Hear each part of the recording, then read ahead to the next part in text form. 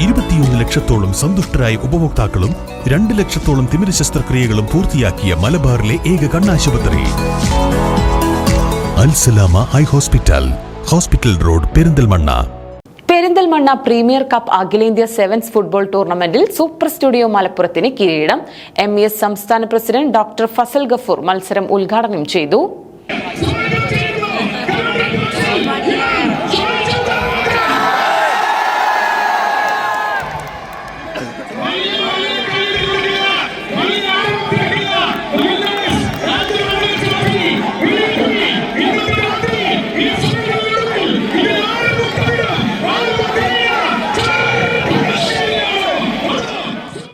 പെരിന്തൽമണ്ണയിൽ നടക്കുന്ന ഒന്നാമത് പ്രീമിയർ കപ്പ് അഖിലേന്ത്യാ സെവൻസ് ഫുട്ബോളിന്റെ ഫൈനൽ മത്സരത്തിൽ 1-3 ഗോളുകൾക്ക് സൂപ്പർ സ്റ്റുഡിയോ മലപ്പുറം അൽ മദീന ചെറുപ്പുളശ്ശേരിയെ പരാജയപ്പെടുത്തി ചാമ്പ്യന്മാരായി. MES സംസ്ഥാന പ്രസിഡന്റ് ഡോക്ടർ ഫസൽ ഗഫൂർ മത്സരം ഉദ്ഘാടനം ചെയ്തു. ചടങ്ങിന് club president U Abdul Kareem അധ്യക്ഷത വഹിച്ചു.